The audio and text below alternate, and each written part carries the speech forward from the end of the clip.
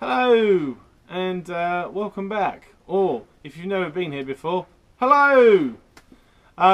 This drum is a bit different because it's not made by Johnny Craviotto or Ron Donette, and I think it was probably about time that I started diversifying, because despite this room being filled with Craviottos and the like, I do own more. And this particular drum comes from the bottom shelf. The bottom shelf here actually going from obviously that corner to this green gold green Pioneer. All of those drums are made by the Ludwig Drum Company, or well, in fact actually except for that one, which is a Ledian Ludwig. And if you can't also see, actually I've had another change around in here, which I'll go into at another point, but that's why I'm actually now sitting on a floor tom, if you can see that. Yes, I have more space, which is good. But anyway, this drum is it's not something I actually play very often. There's no particular reason why I don't play it very often, I just don't. It's as I said, obviously made by the Ludwig Drum Company, and it's a 400. I've actually got 3 400s, and strangely enough they are all slightly different, and I'll probably go over the other two at another time.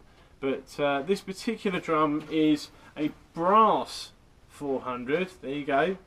That's it's a transitional badge one, which I think sticks it to about, it's either 1958 to 1959 or 1959 to 1960.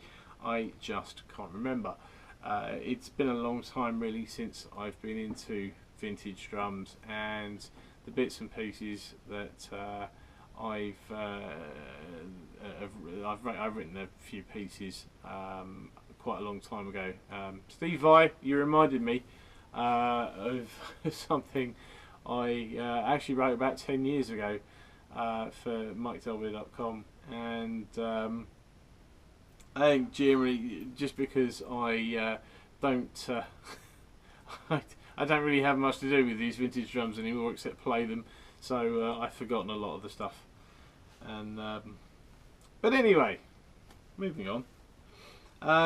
As I said, it's a brass 400. It's a little bit heavier than a normal 400, and it has crimped snare beds basically under here and under here. And as you can see, it's chrome. There's no pitting on it actually. There's a few scratches and things, obviously, because it's like a 50-plus-year-old drum.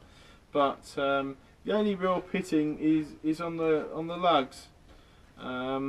There's some pitting sort of around here and on these lugs, but other than that, it's in really good in a really good state. And I've probably owned it for about 7 or 8 years, and I came to own it because MikeDelby.com had a trade stand at the National Drum Fair, and this was before it got to its current home.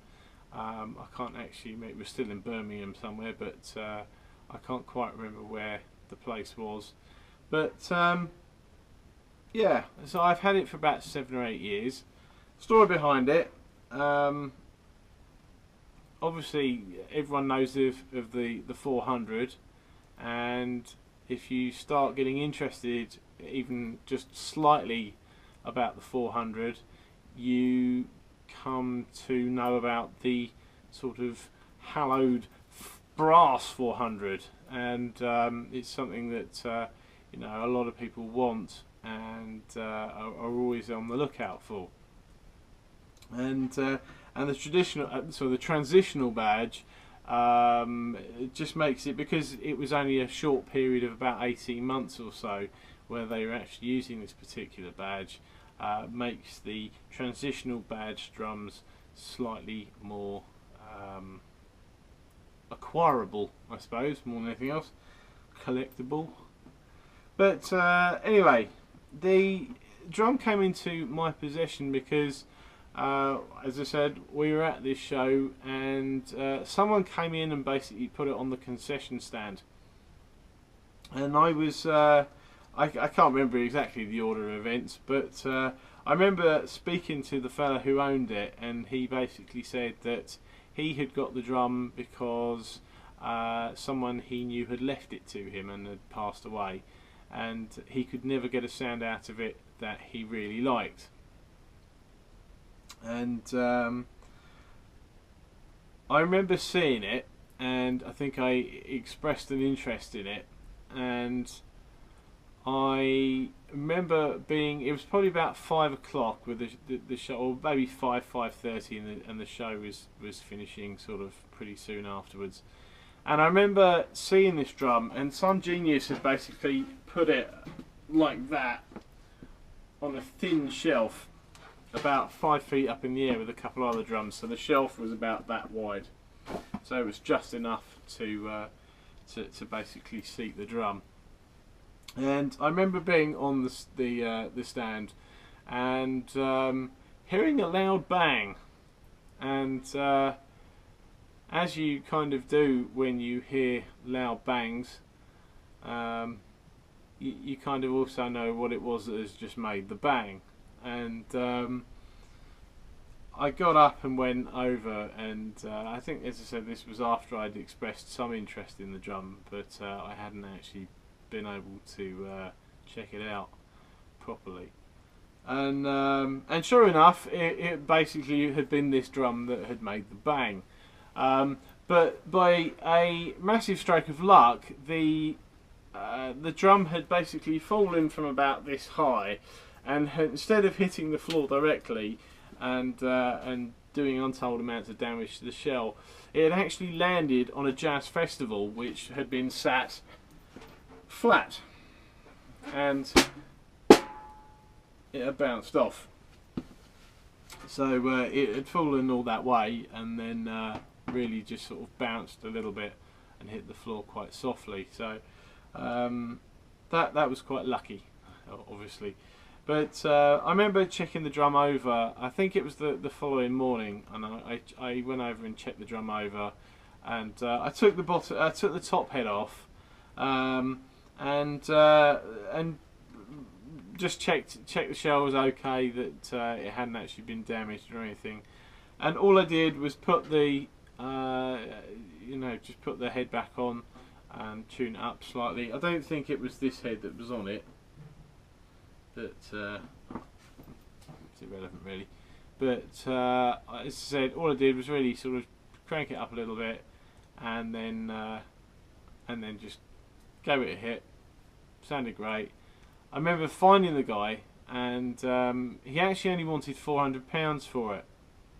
Now there was actually another 400, another brass 400, on another on a stand that someone was, like a shop stand or something, and the guy there was selling that for about, I think it was about £600 or £650, which was about the going rate at the time. I don't know what they go for these days, but and that was actually a Keystone badge, so it was a slightly later model and wasn't in as good a condition either as this one. And I basically found the guy and I said, look, you sure and everything, and he's like, yeah, I don't use it, I can't get a sound out of it, that's fine. So I gave him the £400, pretty sharpish, before he changed his mind, and then the drum was mine. And so that was pretty cool. I got this drum, which I was more interested in vintage drums at that point. I'm less so now. But I remember a bit later on, maybe a couple of hours later, a friend of mine turned up, and I was letting him, basically, he was actually going around playing around on a few snare drums and stuff, and I said to him, well, here you go, look, try this, I've just bought it. And he put it on the snare the snare stand and started just doing some little sort of just some rudiments and stuff on it, and you know, there was this lovely sort of sharp, crisp sound coming out from the drum. And I remember turning around, and the guy who I'd bought it from was actually standing there, and he turned around to me and said, "Oh, it sounds really good now," which is a lesson to be learned.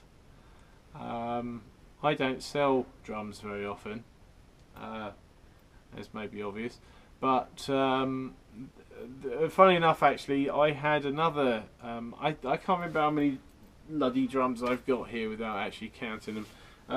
It's about 11 or so. But I used to have a yellow, early yellow actually, early yellow Vistalite snare drum, which I've still got photos of, but I remember buying it at another trade show down in I think it was actually Southampton, and it was Steve White drums, not that Steve White, another Steve White, and I think I bought it down there on a Sunday, and then I remember changing the head on that drum and then taking it out and doing a gig in the afternoon with it.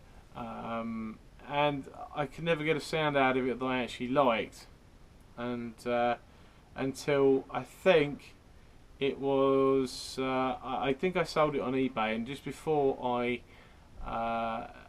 basically had sold it and had done it up, you know, I was doing the box up and everything, and I give it one more go, and it kind of sounded quite cool just as I was boxing it up. But and of course, lo and behold, because I could never get a sound out of it that I liked, I thought, you know, it's acrylic, and that's probably, I'm just not destined to get on with acrylic. And of course, now well, some years later, 2007, I buy an acrylic kit, albeit an RCI one, and of course, that would have been really cool to have a bright yellow snare drum with these lovely blue acrylic drums. As it goes, I've actually, that up there is an RCI in Coke bottle green, or whatever you call it. But yeah, so there you go. Look, I don't practice what I preach. It's one of the few snare drums that I've actually sold over the years, and I don't regret it. I don't really think about it very often, but I'll probably, if there was ever a snare drum that I would be slightly regretful that I sold, because I could never get a sound out of it, it would probably be that one. But yeah, this particular one, it's the same as every other 400, really, obviously, except for the fact that it's brass and it has these crimped beds here. This particular one, I've got it set up with just the standard ambassador, coated ambassador on the top. It's actually got, you know, it probably is the original snare head on it, the Ludwig Weather King, or whatever it's called. I can't really remember now. Snare head. So it's you know, probably about 5,000 years old. But and I really should change it. The wires are actually Pure Sound blasters, and there must have been a reason why I put those on here. I couldn't tell you what it was, but I'm sure there must have been a reason. And the butt plate actually says WFL on it, which again I think is not unusual for the time. And well, in fact, the strainer is a WFL as well. So yeah, it's a nice drum. So I don't use it very often, but when I do, it's kind of cool. It's not something I would ever sell, but overall, yeah, it's a nice drum to have. It's a nice drum to say that I've got, even if it was just for a sort of a tick in a box thing. So, you know, have you got a brass 400? Have you got this? Have you got that? Well, yeah, there you go. I've got one. Other than that, you know, I mean, I've never really gone with the 400s that much. I probably should give this one a birthday, take it apart, put some different, maybe some different heads and some different wires on it. As I say, I've got two other 400s over there. Well, in fact, they're there, but I'll do a little story on those at some point, I'm sure. But yeah, I think at the three 400s, I would probably use this one over the other two. No particular reason other than I think this one just plays better than the other two. So, but anyway, that's the story behind this drum. Thank you for watching, and I will now do a sound file and some photos. See ya. And here we are, several weeks later, unfortunately, because I just got a little busy. I've now got the 400 behind the kit, so I'll let you hear how it sounds. Still a bit of a sort of quite tight tension on both heads. I think the bottom head is slightly tighter than the top head, but other than that, still quite dry sounding.